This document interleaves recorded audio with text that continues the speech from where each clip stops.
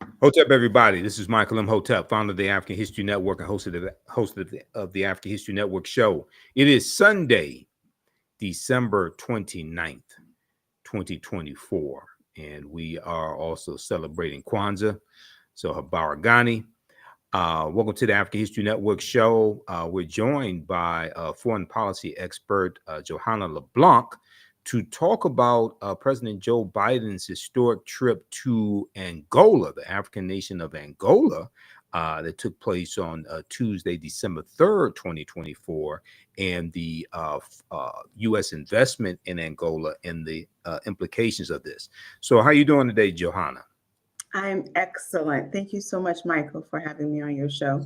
Well, I no look problem. forward to a very fruitful dialogue.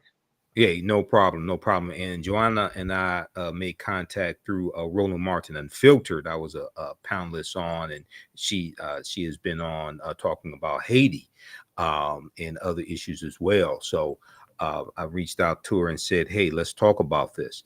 So before we go any further, Johanna LeBlanc is a trained lawyer who specializes in national security law and foreign policy. She holds a Doctor of Jurisprudence, a JD, from Indiana University, Robert H. McKinney School of Law, and a Master's of Law in National Security and U.S. Foreign Relations Law from the George Washington University School of Law in Washington, D.C. All right. She has other credentials as well as you can as you would definitely see also. So Johanna, this was Biden's, if I'm not mistaken, Biden's only trip to Africa, as reported by the Washington Post. Talk about the significance of this, and also he visited the Lobito Corridor. The Lobito Corridor, which is an 800-mile trans-African railway project that the U.S. partly invested in as well. Yeah, sure, absolutely. Again, thank you so much for having me. Yes, President Joe Biden's trip to Angola was very historic in nature, and here's the reason why. First, the first president from the United States to visit Angola. Two, it was President Biden's only trip to the continent as a sitting president, which was long overdue. And as you know, as China, Russia continue to expand their footprints across the African continent, the United States is essentially playing catch up, right? China has been the number one trade partner for the continent for the past decade or so. And in addition to that, most of the infrastructure projects, I would say about 60% of the infrastructure projects across the continent have been financed by China. So I think that Biden's trip announcing the additional $600 million that will go towards the modernization of the Lobito corridor is a great step in the right direction. And in total, this project is going to cost roughly $2 billion, right? And what does this mean? How does this work, right? So what that means is that the U.S. government is working with, well, essentially DFC, which is the U.S. Development Finance Corporation, Okay. that is responsible for lending money to corporations that want to engage in projects in emerging markets. So what it means is that the United States is going to prioritize financing for these types of projects in Angola. So it's not free money that the United States is giving to Angola. It's money that private companies are eligible for through the U.S. Development Finance Corporation to finance these various projects. And the Lobito Corridor is significant in a sense that it connects Angola to Zambia, as well as to the DRC for the facilitation of trade and investments across the continent. And why is this important? It is important because, as we know, the African continent as a whole have agreed to what you call the African Continental Free Trade Area. It is a piece of trade policy that harmonizes the trading of goods and services across the continent. But one of the major impediments to actually implement this this trade program on the continent is infrastructure. Right. Is bad, like moving goods from one part of the continent to the other. So the Libido Corridor project will support in the facilitation and also help with job creation and so forth, not just in Angola, but across the continent. So I think it's a great investment. And I think Biden's trip was a great trip. It was a bit late in his term. I wish he had gone to Angola a little bit earlier in his term. Right. But nonetheless, I think it was a great effort on behalf of the United States. Okay, so when we look at for instance, the Libido Corridor, it's an 800-mile trans-African railway project, and it's designed to move minerals from Africa's interior to a port where it can be shipped to Western markets. Now, historically, when we talk about for instance, Walter Rodney's book, How Europe Underdeveloped Africa, or when we look at historically something like the Berlin Conference of 1884, where you had European nations to carve up Africa into colonies to continue to exploit Africa, things of this nature, right? The transporting of mineral wealth, and I assume this is the sale of, this is trade, this is selling minerals. Talk about how this is beneficial for Angola, if you could. Yeah. Before I answer that question, I think it's important that when we think of the African continent, we think beyond of critical minerals, right? Yeah, And we sure. look at the African continent as a strategic partner to the United States in fighting some of the greatest threats, whether it's healthcare, national security threats, whatever the case, well, health, national security, whatever the case may be. So I think it's important seeing the continent as a strategic partner to the rest of the world. And you think about where the continent is strategically located, I think is very important for the U.S.'s national security and strategic interest on the continent. But in relationship to minerals and Angola, I think it's great because obviously it helps to increase the GDP of Angola. We know Angola is a very rich country with its vast resources.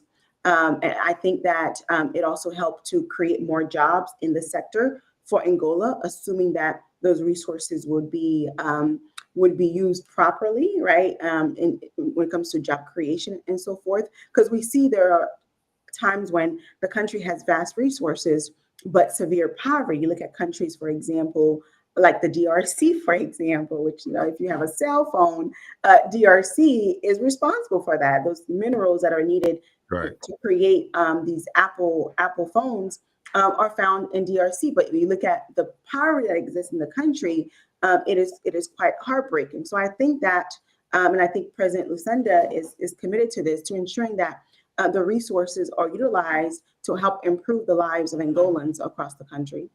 So you're talking about Democratic Republic of Congo when you say DRC, those Yes, those correct. don't know. And you're talking about coltan in the cell phones and the electronics, things like that. One of the which is one of the minerals, not the only mineral, but that's largely found in the Democratic Republic of Congo, coltan. Okay, so now you mentioned a strategic partnership, and a lot of times we don't hear when we hear about Africa. So for African Americans, a lot of times when we hear about Africa in the news, it's either about war, like in Sudan, or it's dealing with poverty, things of this nature. It's not something positive. So when you talk about a strategic partnership, here you have an African nation, Angola, in a strategic partnership with the United States, and you mentioned healthcare and national security. Can you give us some insight? Because when we hear, like I said, when we hear about Africa, we're not hearing about how Africa can help the U.S. unless it's a situation where it's being taken advantage of, so to speak. So talk about that strategic partnership a little bit. So first and foremost, the African continent is comprised of 1.4 billion people, Mhm. right? And I always say this: the continent's greatest resources are not necessarily its critical minerals; it's people. It's And we're people. talking about the average age of 19. That is significant. So that means the continent has a vibrant workforce. The continent is ready for business. Mhm. The continent is ready for um, investors to come in and set up shops. The young people are incredibly talented and are ready to work. So that's one. Two, you look at the continent as a strategic partner in terms of when it comes to national security issues. Because of where the continent. Well, first, the transport of goods from one part of the world to the other because of where to Europe in particular because of where um, the continent is geographically located. That is critical to us. Two, when you look at issues like global health crises, and I Mm. think that if you did not understand the importance, if you did not understand the interconnectedness of people during COVID-19 pandemic, I don't think you'll ever get it because you saw how one person all the way in Wuhan, China, who was infected, led to the collapse of our global economy and also led to the death of millions of people across the world, in particular here in the United States. So when you're fighting some of these global health challenges, you actually need the continent to be part of the conversation, part of the dialogue, and also to ensure that work together in greater collaboration to address some of these global threats. Because I always believe this: united we stand, divided we fall.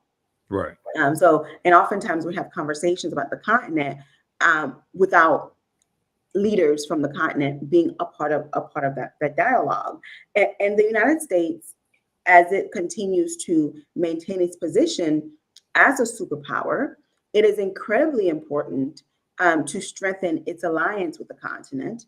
As I said earlier in my introduction, Russia and China have really expanded their footprints across the African continent, and the United States really needs to catch up because of those things that I mentioned, the resources when it comes to the people, the investment opportunities that exist. I mean, you're talking about a continent that is growing very fast. So that means there's going to be a housing shortage. So people here in the United States who are perhaps in the development sector for infrastructure in particular can go to the continent, build homes, and create housing for folks, right? And work with those who are already on the ground. You're talking about a continent, while there are vast resources, but we have high unemployment rate in different parts, in different countries across the continent. So it's an opportunity for American companies to go set up shops and hire young people in those countries, right? So there are vast opportunities because of the number of people that are on the continent, and obviously the ingenuity that also exists in places like Nigeria, Uganda, South Africa, and you name it. And then lastly, the national security aspect of it. Uh, as we know, in certain parts of the continent, you have extremist groups that have pierced through these various countries, and the U.S. has been greatly concerned and have a variety of national security related agreements with different countries to help address some of these extremist organizations. You have Boko Haram in northern part of Nigeria.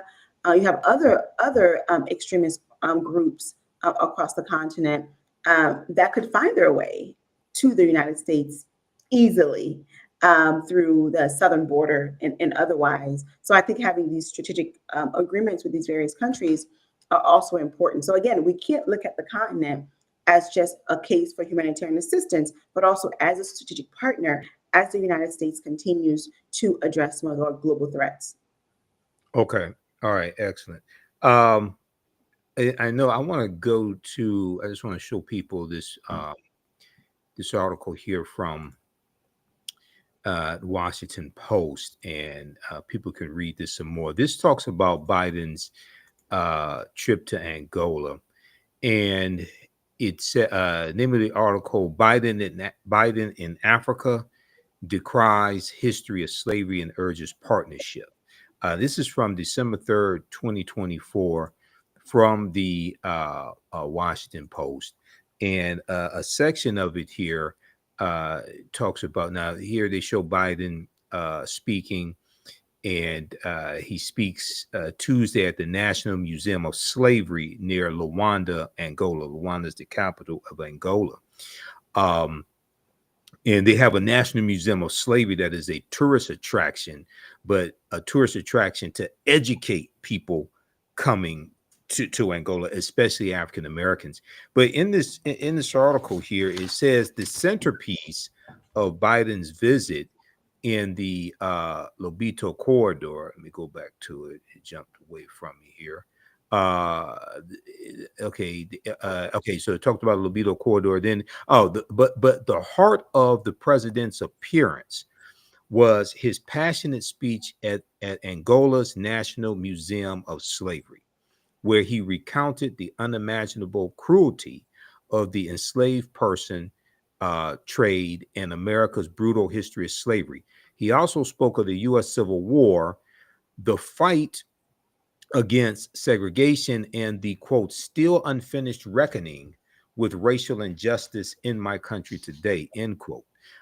He went on to talk about on Tuesday, he spoke to an audience of Angolan ministers, politicians, activists, and business leaders with his back to the Atlantic Ocean at a spot where enslaved people were loaded onto ships. He introduced 3 Americans who are direct descendants. So he introduced, there was one woman there who, Wanda Tucker, who's a direct descendant of William Tucker. William Tucker was the first African born here in the U.S. of those 30 and odd Africans that come into Virginia in August 1619. But also he talked about, he said, I'm going to go to a quote here, and I'm going to come back to you as well, but I wanted to provide people with this article so they can go do more research on this. He talked about, the emotional comments formed the backdrop of Biden's emphasis on investment in Africa, which have taken on a new urgency as minerals such as copper and cobalt become central to the high-tech economy, and America is increasingly embroiled in an economic and geopolitical battle with China, which is what you were just talking about. And I think it's important to emphasize, and I'm going to come back to you on this, Johanna, to emphasize investment in Africa as opposed to charity for Africa. A lot of times when we hear about aid for Africa, things like this is looked at as charity. But here, what Biden is talking about is investment in the continent of Africa. Talk about that, how whatever you want to add to that. Sure. I think that while I understand the need for humanitarian assistance, but I also think there's an equal need for trade and investments, because at the end of the day, it is the private sector is really the backbones of any economies, wherever you may be around the world, and it's also true for the African continent. I think that many African governments, if not all of them, have expressed this. They want more cooperation around trade and investments on the continent, which is why the heads of state across the continent came together and put the African continent into a free trade area as the law of the land, which harmonizes the trading of goods and services across the continent. So whatever steps that the United States takes when it comes to trade and investment, it should not undermine the work that's already been put in place by the AFCFTA on the continent. Right. You know, and I remember President Nana Addo, when he first was sworn in, he made this speech in front of President Macron, which is the president of France. And he said, the continent is not looking for humanitarian assistance. The continent is looking for more so trade and investments. And that comment, although it had been made before by previous heads of state and other influential folks across the continent, even in the diaspora.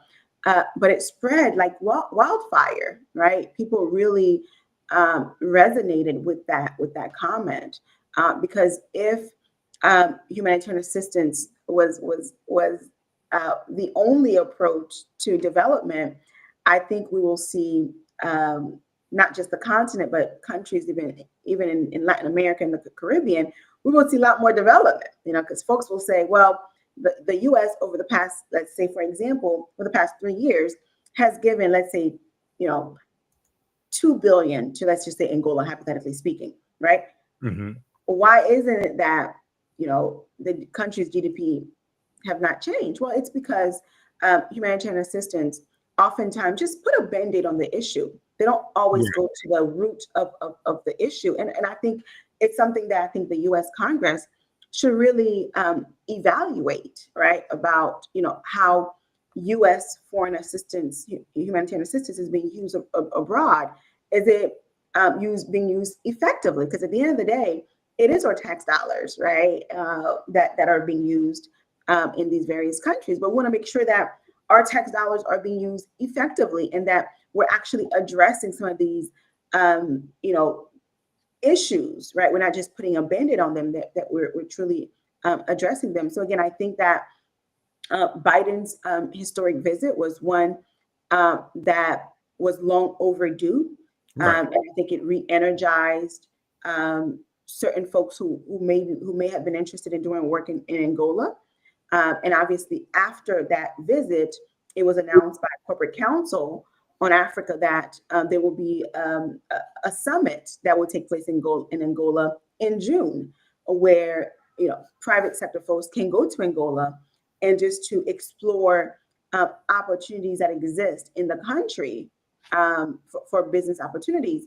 And also, I think it's important too, as we talk about the connection between African Americans and Angola, because we're seeing here in this country the wealth gap is getting wider and wider and wider. So I think that as people of color in this country, we have to explore ways to build wealth beyond the 50 states that exist here in this country. And there are opportunities outside of the United States to build wealth in sectors like agriculture, infrastructure, healthcare, finance, right?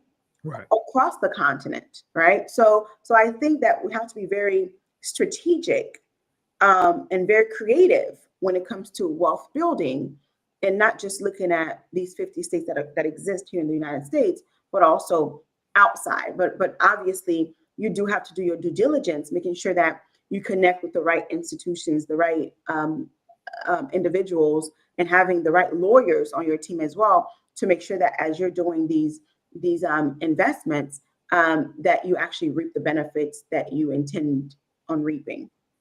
Okay, excellent. Also, while Biden was there in Angola, there on Tuesday, December 3rd, he announced more than $1 billion, billion with a B, in U.S. aid for Africans displaced by drought and food insecurity. Just so people know as well. So this was a good piece from the Washington Post. Now, with the incoming Trump administration, what do you think or anticipate the commitment to Africa, the commitment to Angola, specifically the commitment to Africa in general, will be from the incoming Trump administration? So what I think is, as it relates to the incoming administration, I think the Angola project will continue. In fact, I think it may even be expanded under a Trump administration, because again, remember, Trump is going to go hard when it comes to China, right? We understand that relationship, and Trump, the Trump administration, it will do whatever it can to decrease China's influence around the world, including the African continent. So in a way, it's good for Angola. And also, you saw who incoming President Trump has announced as the incoming Secretary of State, which makes it a difference.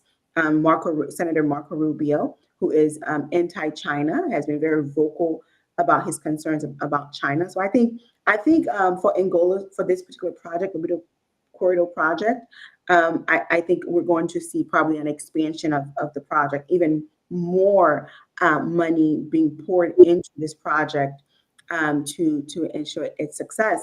But as it relates to Trump on the continent as a whole, I think this incoming administration is going to focus primarily on trade and investments, as it has before in Trump's first term. Trump's first term, he's the one that created Prosper Africa. Prosper Africa is the institution that is responsible for helping American businesses to essentially set up shop across the continent. That was his initiative. Also, with the U.S. Development Finance Corporation, Trump actually revamped that institution. Before it was called DFC, it was called OPIC. And under OPIC, in order for a company to be eligible for financing through the U.S. Development Finance Corporation, there needed to be a nexus between that foreign company and the United States.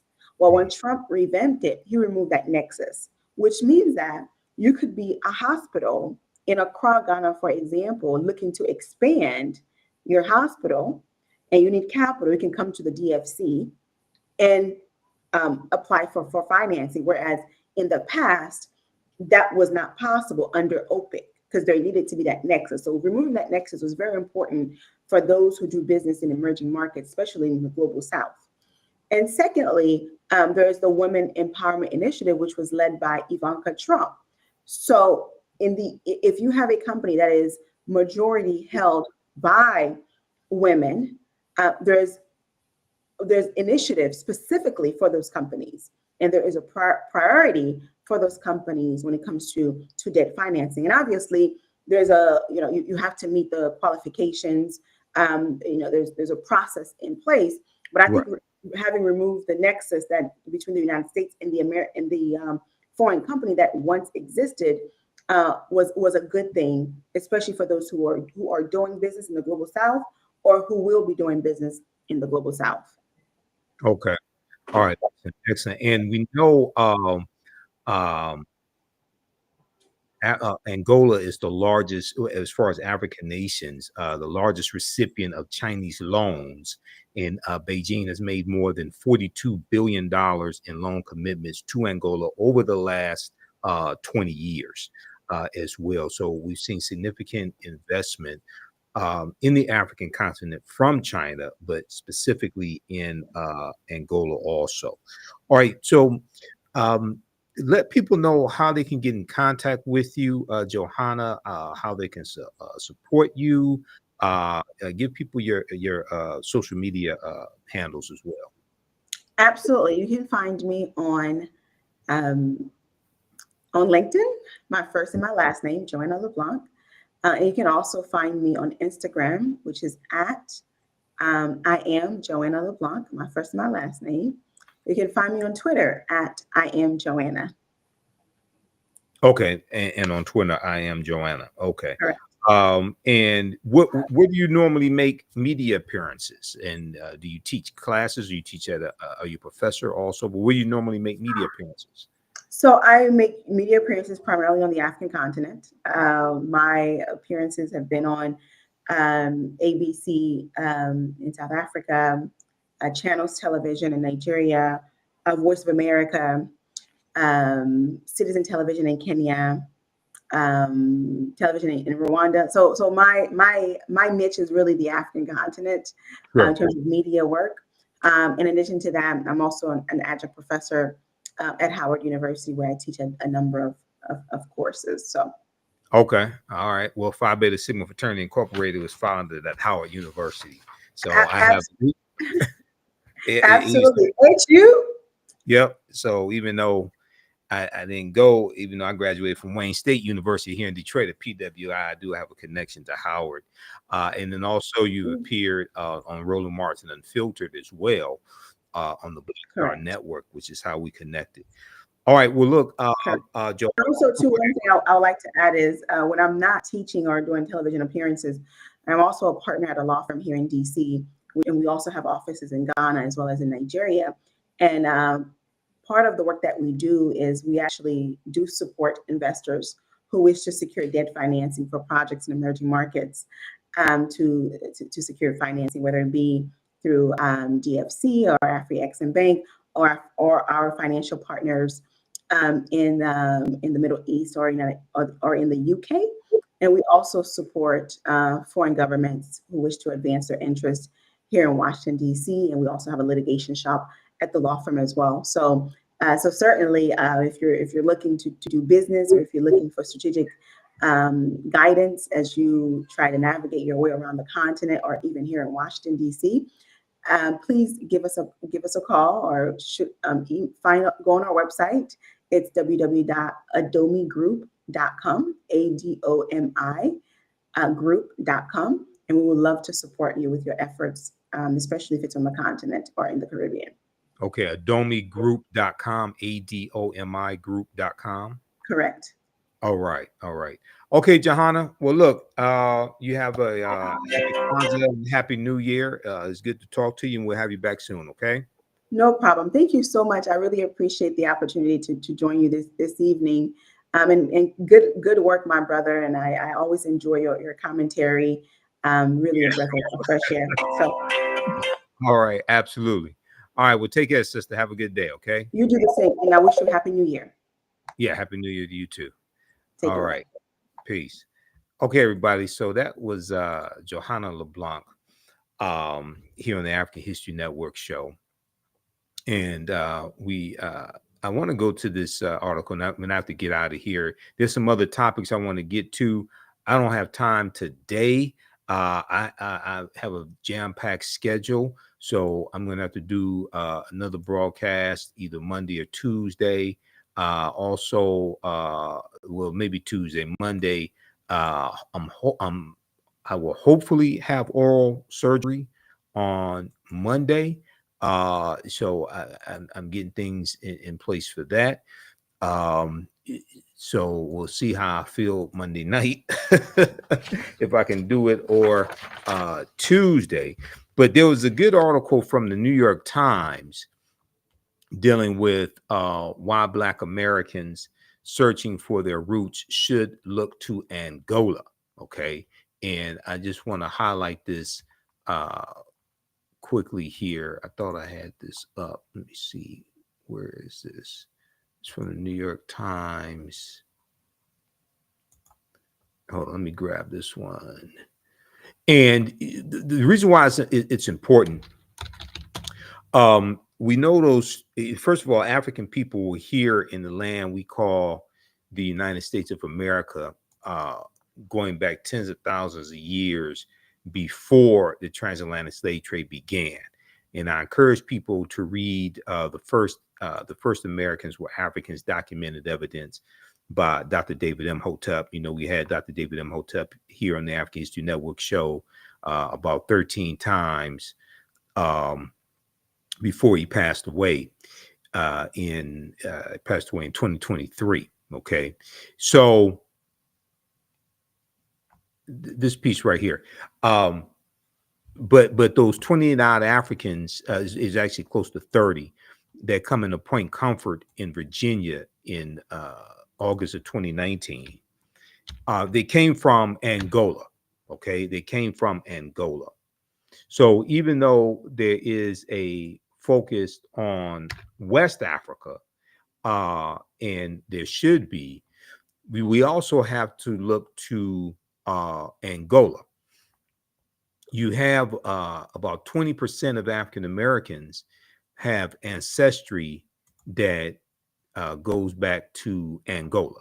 All right. And then when we look at Angola prison in the state of Louisiana, the reason why it's called Angola, the reason why the prison is called Angola is because it used to, that prison is on land that used to be a slave plantation. And the majority of the Africans that were on that plantation and enslaved, the majority of the African slaves on that plantation came from Angola. That's why it's called Angola prison. So when we look at this article here, why Black Americans searching for their roots should look to Angola. This is by John Elegon for the New York Times, December 1st and December 2nd, 2024. And briefly here, it talks about how historians believe that people from the southern African nation of Angola accounted for one of the largest numbers of enslaved Africans shipped to the United States, including the first to arrive at Point Comfort, Virginia in 1619. That history has largely gone unnoticed in Angola and the United States, where many Black Americans often made pilgrimages to Ghana and Senegal in West Africa to trace their ancestors' treacherous journeys, but not to Angola. Angola is trying to change that. Angola is trying to change that. Now, the country's Ministry of Tourism is developing a global campaign to highlight the significance of Masangano. The ministry is also partnering with the United Nations Development Program and the American Chamber of Commerce in Angola to launch a crowdfunding campaign to rehabilitate the village and its historical sites. And then it talks about it talks about the National Slavery Museum near Luanda, which is the capital of Angola. And they spoke with Stefan Lubkeman, Lubkemann, who's an anthropology professor at George Washington University.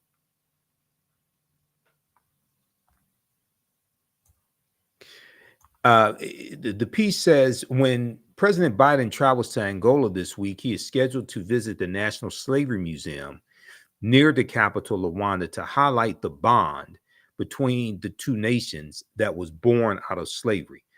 A vast majority of African Americans have Angolan ancestry.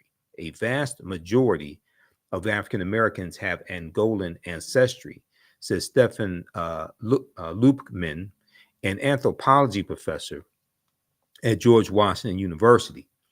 In the battle for influence in mineral and oil-rich Angola, that gives the United States an ability to draw historical and cultural ties to the country in ways that China, its rival, cannot. About a quarter of all enslaved Africans confirmed to have arrived in the United States came from a region that included Angola, according to Slave Voyages, which is a digital database.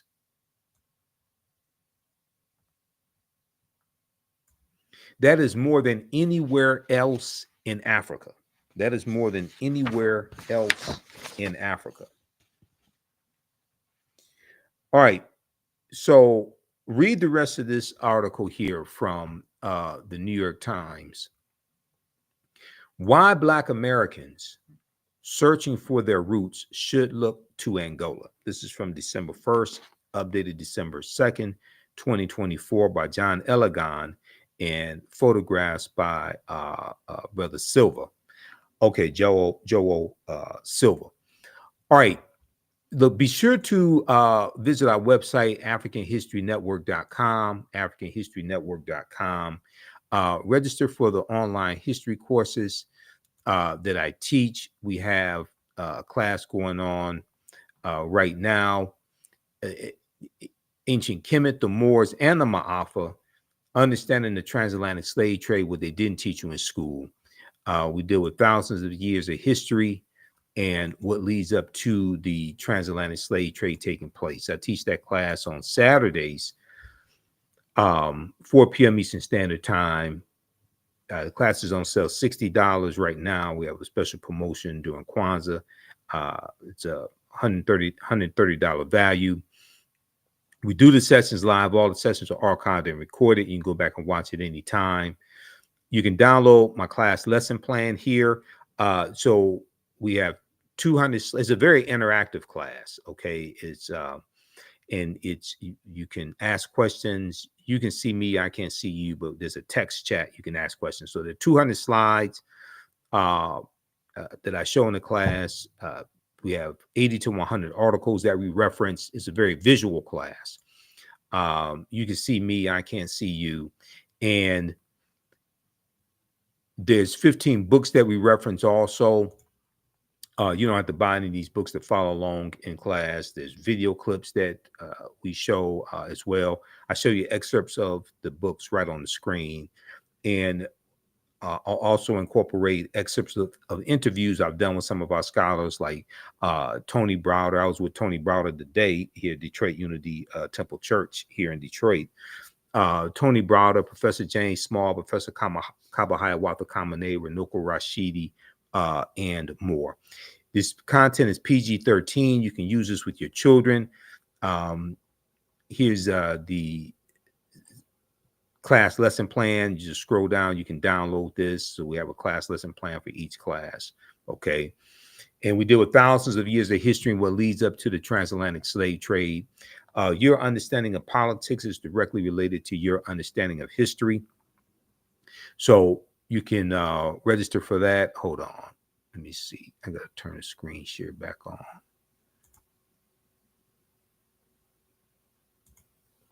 So we have this at our website, AfricanHistoryNetwork.com. And let me see. Hold on. I thought I had it on. I hate these new options and controls they gave us in Restream.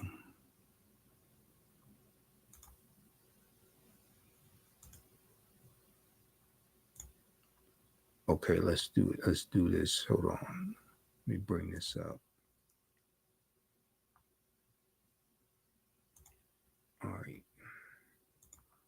All right, here we go. So right at the top of the page, we have the information for the class. So just scroll down. The content is PG-13. You can use this with your children. Next class is Saturday, January 4th. We do the sessions live. All the sessions are archived and recorded. You can go back and watch it anytime. Okay, you still have access even after the course is over with. And you can also support us through PayPal and Cash App. $ the AHN show through Cash App. And you click on the link here for Cash App. It takes you to our QR code right here. This helps us keep doing the research. So if you want to donate $5, $10, $15, $25, $50, $100, because we don't get a lot of support in December and January. Those are our two slowest months. So those months are like really challenging financially for the African History Network. And this helps us pay the bills, stay on the air, keep broadcasting, pay for all these services I have to use to do what we do. And then this is our link for PayPal. You can click on that also. Okay. My DVD lectures, digital downloads, we have all that here on our website as well. When you scroll down, and we have my 15 lecture bundle pack. That's on sale $75. We have it in DVD format and digital download format. Okay. You get 15 of my lectures, all different topics. So click right here and it will show you the different lectures. You get them on all different subjects. I have my lectures dealing with the film Black Panther, Wakanda, and the new one, Wakanda Forever, that came out a couple of years ago. We have it dealing with the origins of Black History Month, Malcolm X, Dr. King, the distortion of the legacy of Dr. Martin Luther King Jr., the Revolutionary. The Revolutionary would not be televised on the television. We got 6 principles of political self-defense. Understanding how laws and policies impact the economic conditions of African Americans, 13 forms of wealth, keys to entrepreneurship and economic empowerment. I taught entrepreneurship for 7 years. Ancient Kemet, the winter solstice and the history of Christmas. The first Americans were Africans, documented evidence. This is a double lecture I did with Dr. David Imhotep, who wrote the book, The First Americans Were Africans, Documented Evidence. He's an ancestor now. Redistributing the Pain, How African Americans Fought Back with Economic Boycotts. This is a 4-hour lecture that I did showing how we utilize different types of economic withdrawal strategies to fight back against white supremacy and racism. The Light of Ancient Egypt Awakens the African Mind to Economic Empowerment. Ancient Africans in America Before Native Americans, Columbus, or Slavery. Great African Women in History, the Mothers of Civilization. This is a 4-hour presentation where I highlight dozens of African women all throughout our history. A Black Panther Analysis for Children, African Culture and History. I did this presentation at the Charles H. Wright Museum for African American History here in Detroit, and I was speaking to about 65th through 12th graders and their teachers, showing them how they can use different themes and elements from the movie Black Panther to teach actual history, to teach real history, and how to take that enthusiasm that our children had for the film Black Panther to teach actual history. And then also this presentation I did in 2017, African American Resistance in the Era of Donald Trump, Voter Suppression, Reparations, and How Elections Have Consequences. People that listened to me back in 2017, we would not be dealing with a second Trump administration. All right, so this is all at our website, AfricanHistoryNetwork.com. And then if we go back here, we scroll down, we have my other, so right here, it shows my different lectures on DVD, and some of these in digital download format. And then we have the double lectures I did with Professor Kabahai Watakamene, as well as Dr. Leonard Jeffries, 2 of my teachers. We had the bundle packs from Dr. John Henry Clark and Dr. Yosef Ben Yakinen, and this lecture that Dr. Francis Cress Wilson did in 2013 here in Detroit, The Cress Theory of Racism, Surviving Racism in the 21st Century. Okay. All right. So you can check that out at our website, AfricanHistoryNetwork.com. All right. So we definitely need your support, especially in this going into the new year this month, but also going into the new year. And you can contact us through the website as well. All right, look, we have to get out of here. Remember, at the African History Network, we focus on educating, empowering, and inspiring people of African descent throughout the diaspora and around the world. Because right now, it's correct wrong behavior.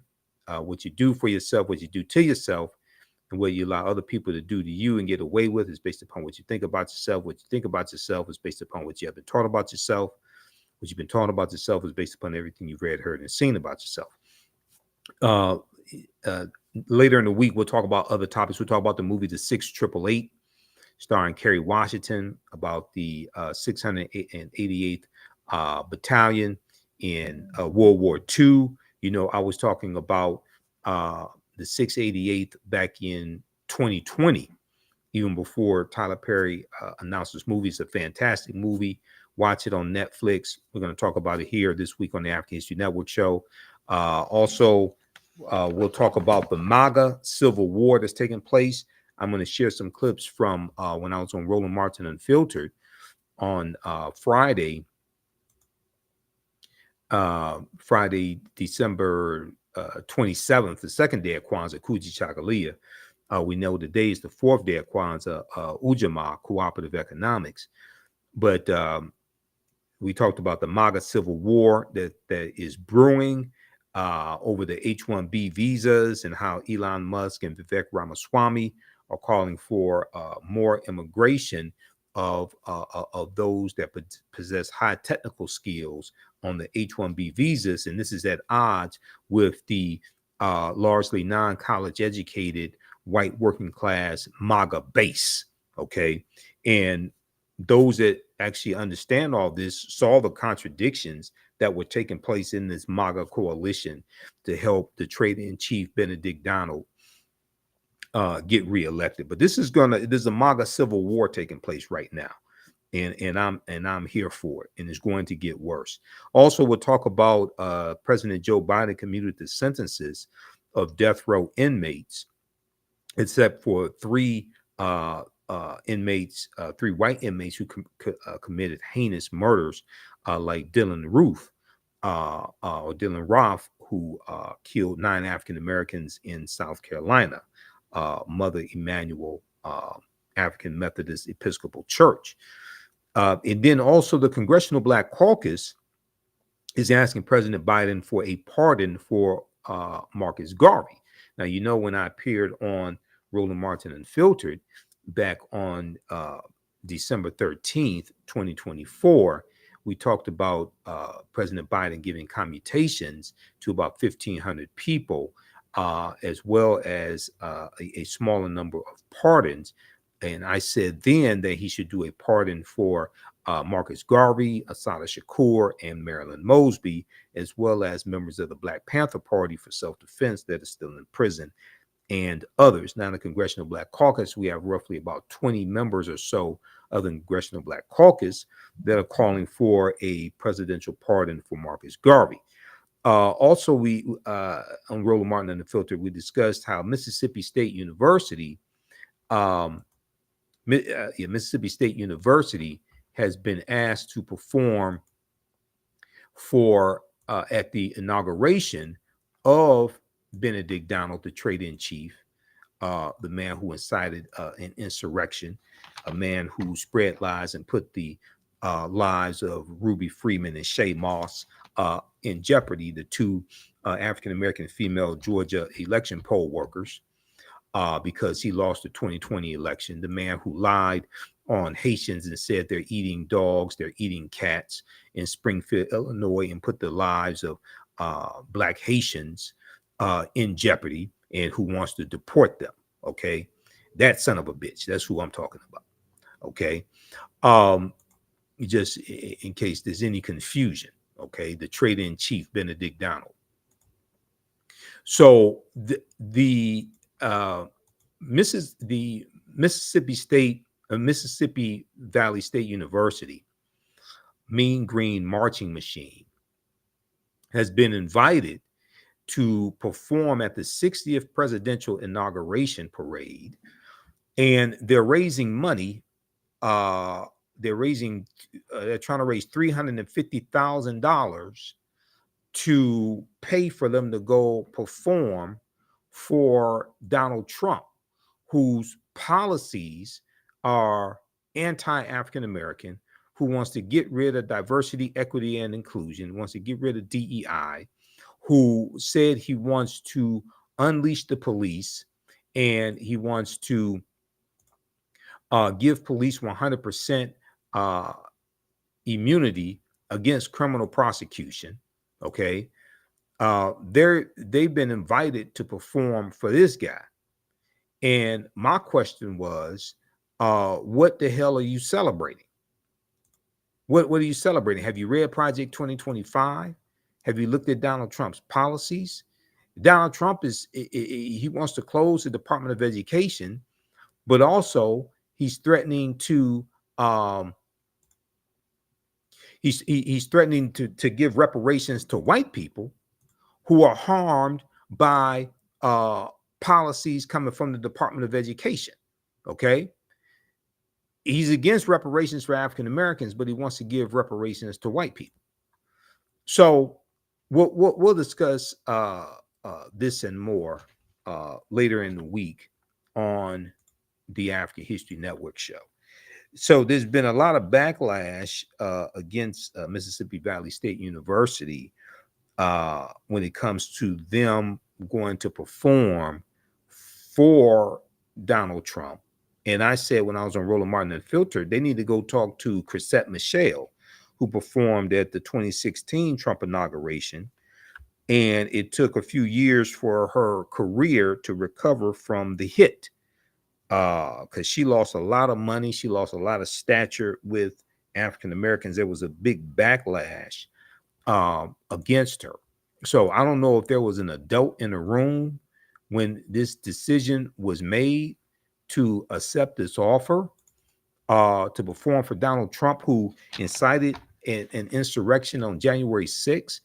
And he was trying to overturn the election results and overturn the votes of 16.9 million African Americans.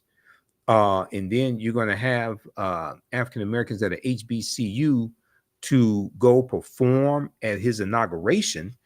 What the hell are you celebrating? Was there an adult in the room when that decision was being made? So we'll deal with that this week here on the African History Network show. I've got to get out of here. Remember, right now it's correct wrong behavior. It's not over till we win. Wakanda forever. And we'll talk to you next time. Peace.